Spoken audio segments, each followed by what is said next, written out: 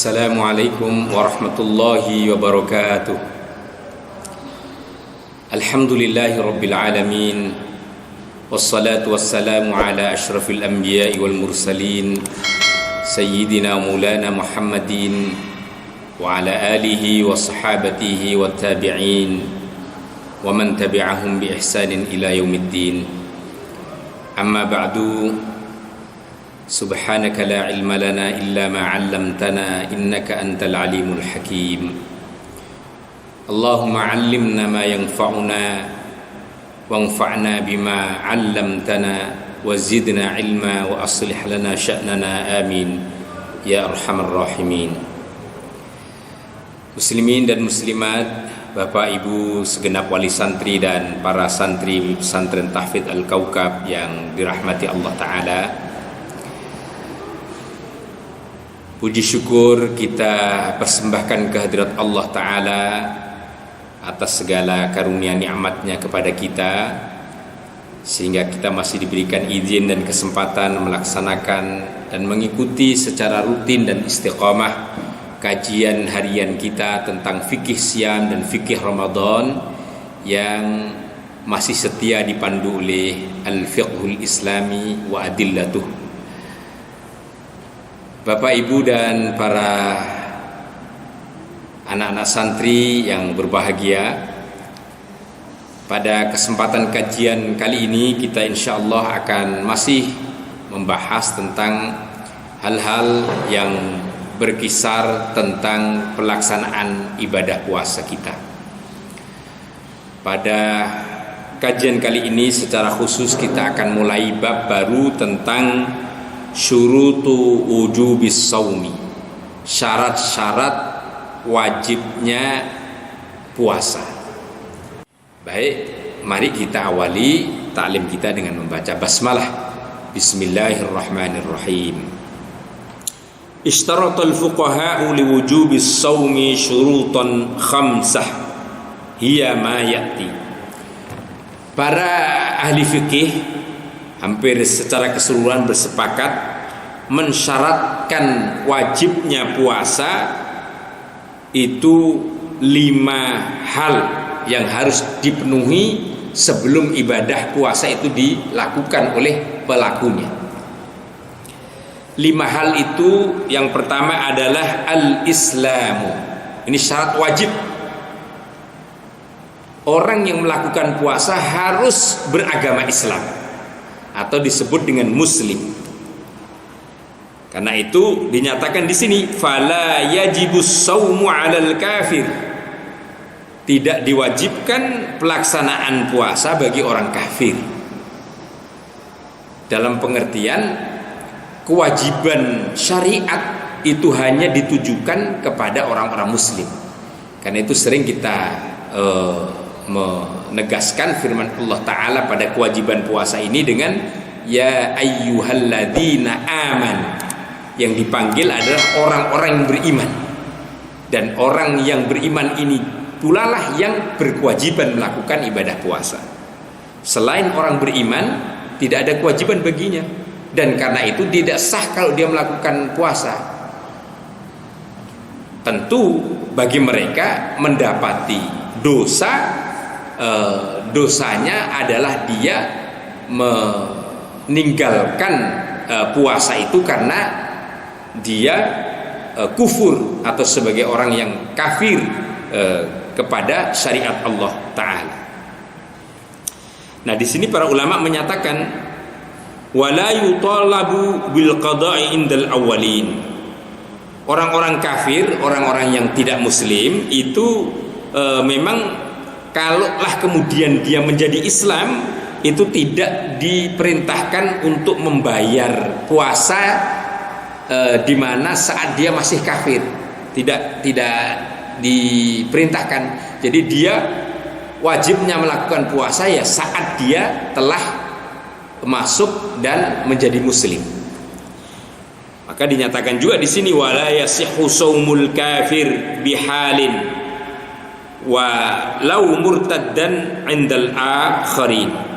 Karena itu tidak sah puasanya orang kafir dalam segala bentuknya, Termasuk di sini puasanya orang murtad, orang yang sudah Islam tapi keluar dari agama Islam. Ini tergolong orang kafir tetapi sebutannya adalah orang murtad, orang yang keluar dari Islam. Kalau dia puasa dalam kondisi murtadnya, maka puasa tidak sah sebagaimana puasanya orang kafir yang tidak dihitung amalnya, yang tidak dinyatakan sah di dalam syariat. Walaysa alaihi alqada'u indahum aidan. Orang-orang murtad pun sebagian ulama memang menyatakan tidak wajib pula dia mengqada puasa di saat dia murtadnya. Meskipun ada sebagian yang menyatakan kalau murtadnya tidak kemudian panjang, tidak lama, diwajibkan tidak memiliki kewajiban dalam pelaksanaan syariat. Nah, Bapak Ibu para shaimin dan shaimat, lalu kemudian di dalam hal ini para ulama, ini mohon maaf secara sekilas kami juga ringkas supaya ini tidak terlalu panjang pembahasannya, oleh karena sesungguhnya ini sesuatu yang memang sudah lazim atau wajib kita ketahui, syarat-syarat wajib maupun syarat sah puasa ini. Nah, yang keempat dan kelima dinyatakan di sini adalah al-qudratu wal iqamah. Syarat wajib puasa itu adalah al-qudrah, punya kemampuan. Sebagaimana haji itu juga ada syarat bahwa mereka yang wajib melakukan haji itu kalau dia punya kemampuan. Begitu halnya dengan puasa. Puasa ini kemampuannya diukur dari apa? Yaitu as-sihah, orang yang sehat badannya. Bukan orang yang sakit, dalam pengertian sakit yang memang mengarah kepada sesuatu yang kalau dia melakukan puasa maka sakitnya semakin parah, atau sakitnya akan semakin membuat kerusakan di dalam dirinya. Tapi kalau sakitnya biasa-biasa saja, ya tidak masuk kategori orang yang dibolehkan untuk tidak puasa. Sakit gatal kulit, sakit panu, kudis, itu yang tidak masuk kategori itu. Sakit sedikit-sedikit pusing gitu misalnya, sesuatu yang biasa. Dalam kaitan ini kudrah itu adalah kembali kepada penilaian diri kita yang tahu. Kalau kita mampu dan secara normal bisa melakukan puasa dan tidak membahayakan apapun di dalam diri kita, wajib bagi kita melakukan ibadah puasa. Makanya kalau sampai kemudian kita tinggalkan, tentu ketanggungan dosa. Nah, yang kedua, orang yang wajib menjadi syarat wajib puasa untuk melakukannya adalah wal iqamah, orang yang berdomisili, yaitu bukan orang yang musafir, orang yang bepergian. Nah, kalau orang musafir memang diberikan rukhsah, diberikan keringanan untuk tidak melakukan puasa.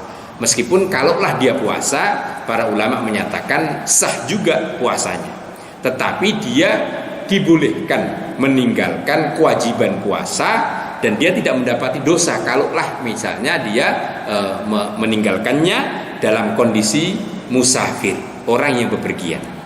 Musafir ini saya kira perlu ditegaskan di sini adalah orang yang berpergian, di mana para ulama sering mensyaratkan yaitu bepergiannya untuk kebaikan, bukan untuk sebuah kemaksiatan.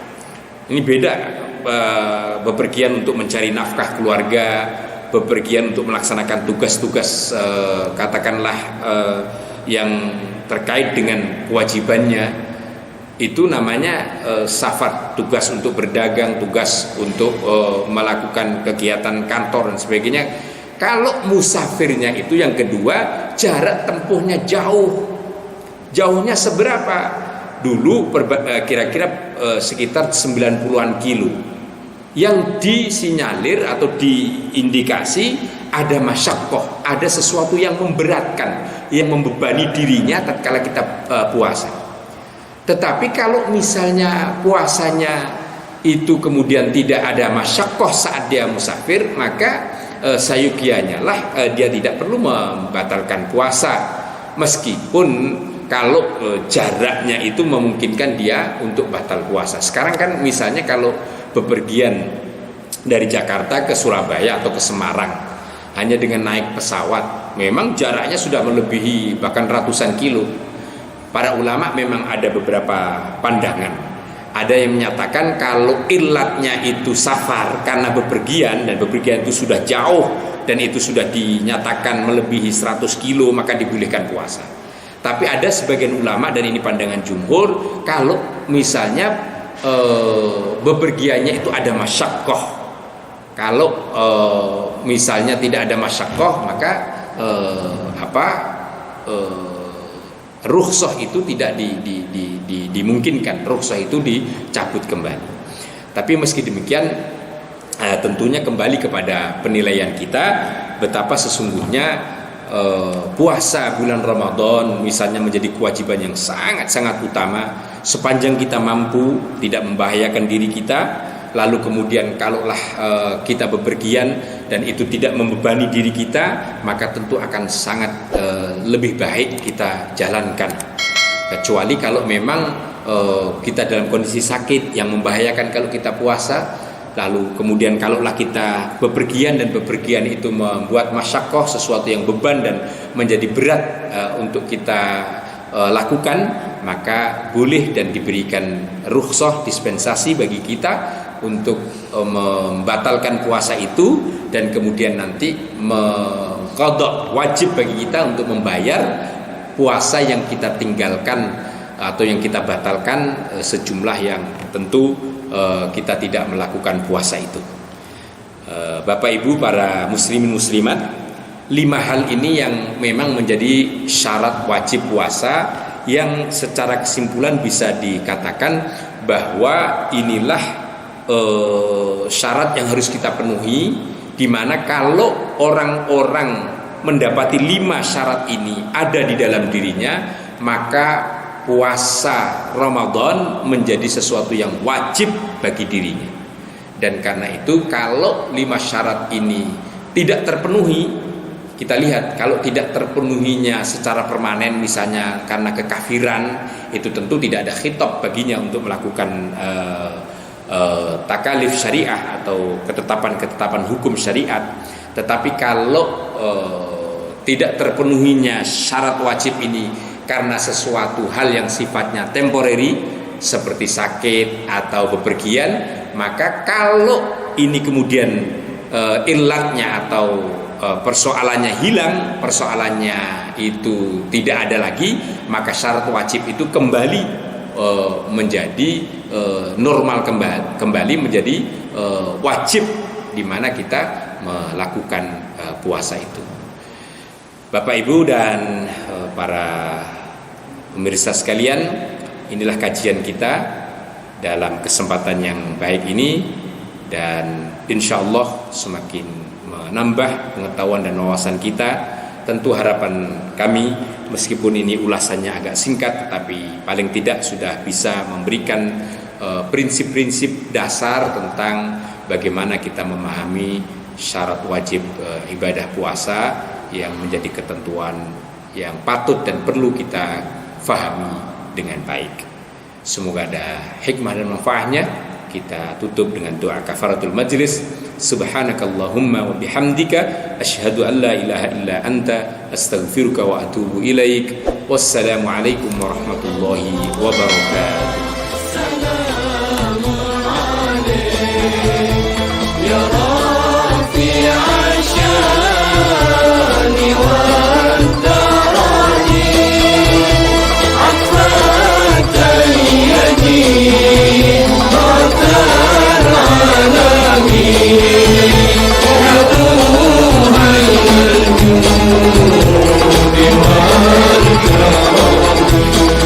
Thank you.